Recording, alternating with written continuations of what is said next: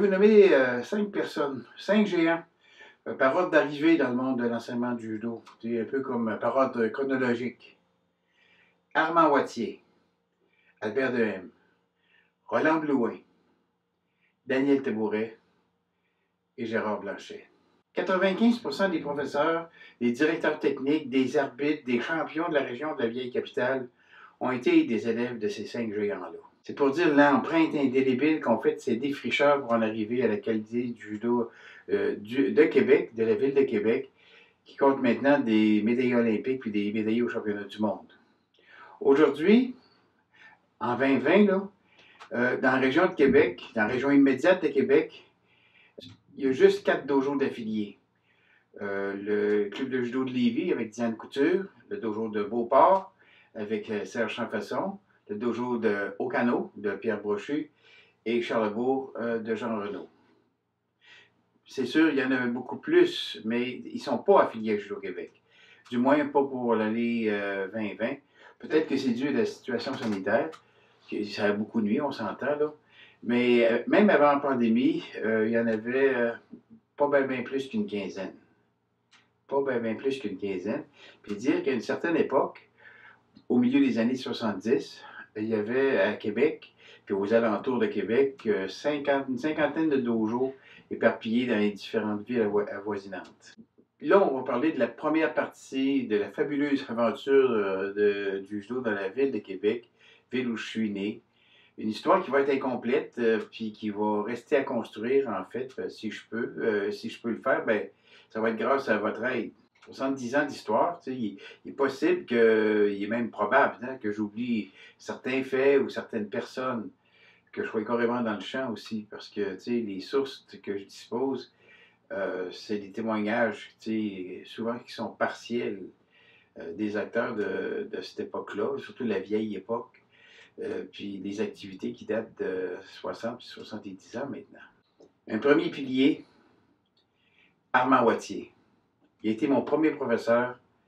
Ses élèves les plus connus, c'est par exemple François Piché qui a travaillé à Judo Québec, Georges Mokovic, puis 3 membres du Temple de la Renommée, quand même Botsard, Roland Blouin, Nelson Moore, puis moi-même. C'est en 1950 que Armand Wattier débarque à Montréal. Il arrive de Vancouver, où il a enseigné à la police navale de la Colombie-Britannique. Il a fait son judo en partie au Japon. Il aurait débuté, selon ce que j'ai appris, en 1937, à l'âge de 16 ans. S'il a fait ça, c'est probablement chez Sasaki, parce qu'en 1937, il n'y avait pas bien d'autres dojos d'ouvert au Canada, puis il y en avait un à Vancouver. Puis ça, on peut se référer à l'histoire du judo canadien, le livre de Nicolas Gill. Hey, ça prenait un certain culot pour aller au Kodokan, à peine 5 ans après les bombes atomiques d'Hiroshima et de Nagasaki. Pensez-y 2 secondes. Là. Il y avait plusieurs Japonais qui avaient encore beaucoup de colère contre les Américains. Et ils les avaient de travers dans la gorge. Là. Et, donc, il arrive à Montréal, puis il fait la connaissance de Marc Scala, dont on a largement parlé dans la deuxième partie de la série Histoire du judo. Peu après, il prend la décision de s'établir à Québec. Le judo à Montréal avait déjà démarré. Puis, il aurait été difficile de concurrencer Marc Scala, puis connaissant M. Wattier, être sous l'influence de quelqu'un dans la même ville, ça allait peut-être à l'encontre de sa nature qui, elle, était très indépendante. Donc, les premières traces du judo à Québec, c'est le 13 novembre 1951, qui annonce une première démonstration au gymnase Hercule, qui va être, ça va être suivi par plusieurs autres au courant de l'année suivante, soit en 1951. Puis, il faut dire que ça va porter fruit. Parce qu'en 1952, M. Wattier ouvre un premier dojo à Limoilou, le 529 1er Avenue pour être précis, qu'il va appeler Club Judo Québec. En 1953, en février, Armand Wattier est nommé deuxième dan par Kawaishi lui-même, le même jour d'ailleurs que Marc Scala puis Bernard Gauthier d'Ottawa. On connaît Bernard Gauthier. À cette époque-là, en 1953, Bernard Gauthier veut former la Fédération canadienne de judo, qui d'ailleurs sera reconnue par la Fédération internationale en 1956, puis qui va venir sur l'accréditation jusqu'en 1958. Gauthier veut se distancer de l'approche Scala. Il contacte Pierre Tabarly et M. Wattier pour former ce qui allait devenir la Fédération canadienne de judo, Comme a fait foi la lettre de Bernard Gauthier à M. Wattier à cet effet. Le prof Wattier, comme il aimait s'appeler, se bat comme un dieu dans l'eau bénite pour développer le judo. Puis il organise en 1953 une démo qui va attirer 800 personnes. Je vais vous parler des démonstrations dans une autre vidéo, si ça vaut la peine, vous allez voir. On note qu'à cette démonstration-là, son épouse participe à la démonstration. Ça, c'est à une époque où le couple s'entendait bien parce que un peu plus tard, il va y avoir un divorce acrimonieux peu de temps après. En début novembre 1953, Wattier retourne au Japon pour quelques mois.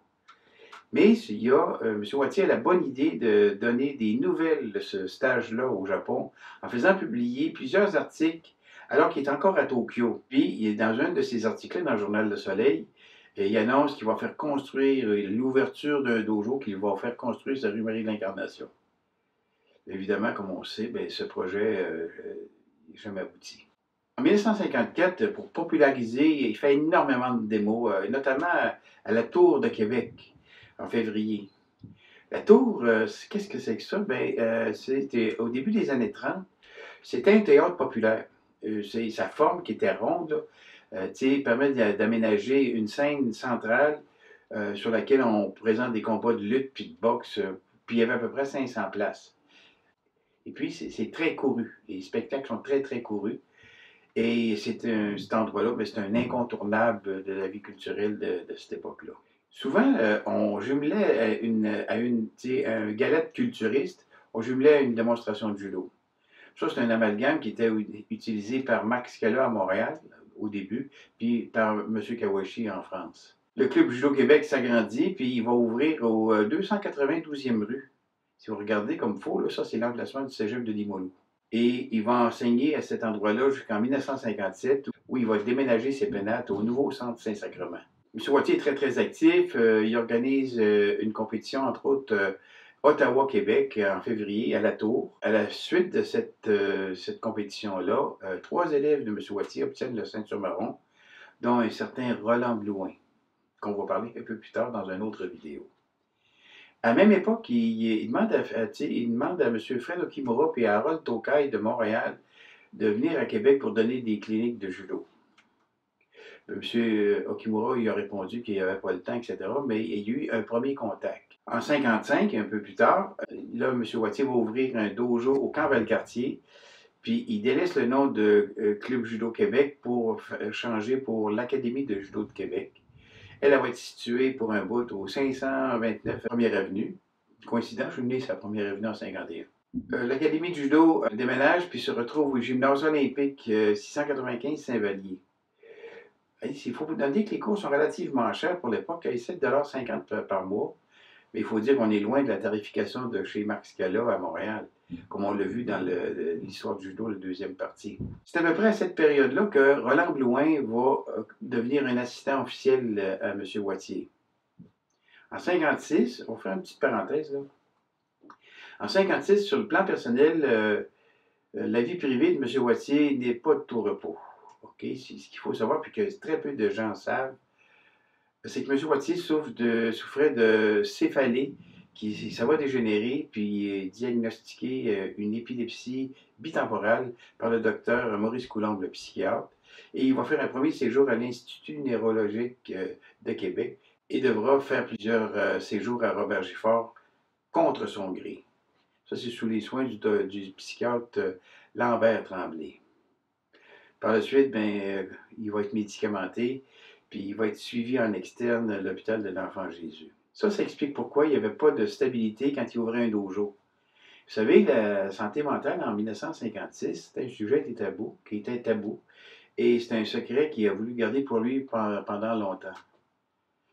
Juste à ce chapitre-là, une autre parenthèse en parenthèse, il faut noter que l'épouse de M. Wattier était connue par le psychiatre en question, puis elle avait été diagnostiquée comme une personne névrosée.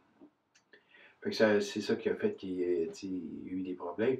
M. Wattier a déposé un recours judiciaire contre le médecin pour avoir été interné sans raison valable, et le psychiatre a été condamné à payer 1 500 $ de dommages moraux par les juges de la Cour suprême du Canada le 22 novembre 1972.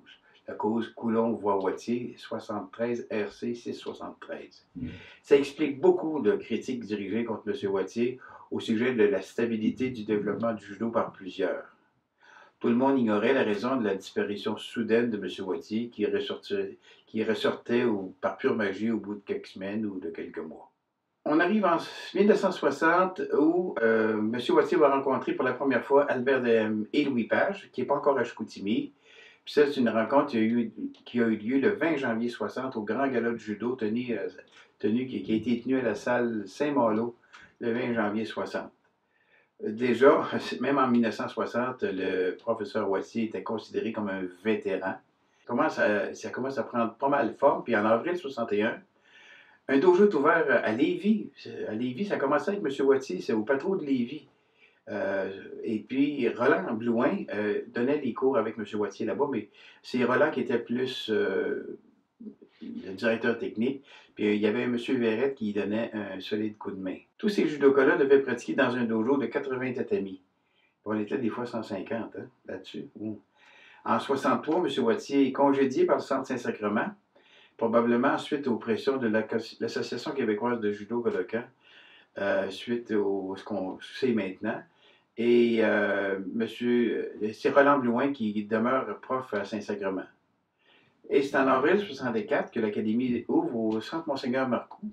Moi, je l'ai suivi jusqu'en 65, même si je demeurais à Saint-Joseph-de-Beauce, jusqu'à ce que je déménage à Trois-Rivières. Puis là, il y avait un dojo avec M. Jacques Tremblay, puis j'ai continué mon judo là. Mais selon le Soleil de Québec, là, le dojo à Monseigneur Marcoux comptait 250 membres.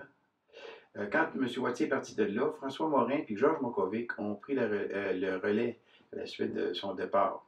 Il y a des tensions qui naissent, évidemment. En mars 65, il y a une bisbille entre M. Dehem et M. Wattier, qui ont pour conséquence une lettre, un libre propos dans un journal où M. Dehem se fait rappeler par le journaliste qu'avant lui, il y avait eu M. Wattier. M. Wattier, évidemment, veut intégrer le mouvement de Judo Canada parce qu'il avait été à Toronto au Canadian National Exhibition. Ça, c'est un gros tournoi de judo. Ça a duré des années. J'en ai même participé des fois à ce tournoi-là.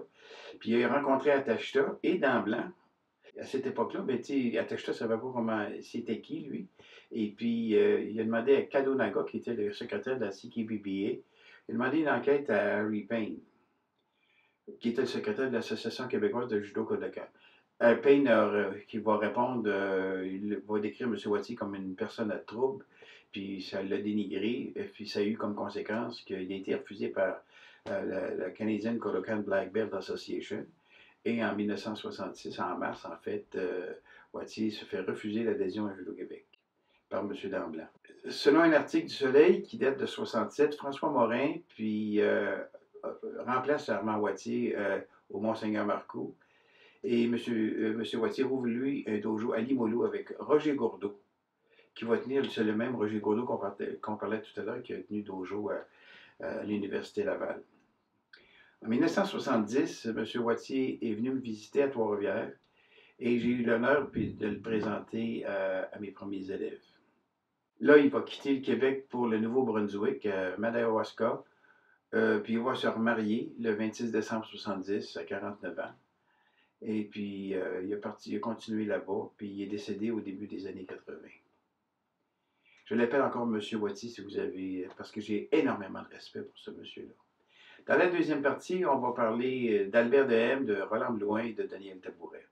En attendant, si vous avez aimé la vidéo, vous savez quoi faire, faites un petit pouce en l'air, activez la cloche de notification pour recevoir les nouveaux vidéos et je vous demande évidemment de vous abonner à la chaîne Martial Manvôtre. Ça va être plein de vidéos et surtout essayez de partager pour que c'est important pour la survie du judo de connaître ce que les autres ont fait avant nous autres.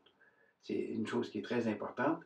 Partagez la vidéo si vous avez aimé ça. En attendant, je vous remercie et je vous donne rendez-vous pour le prochain épisode qui va traiter des 3 autres pionniers. Merci. À la prochaine.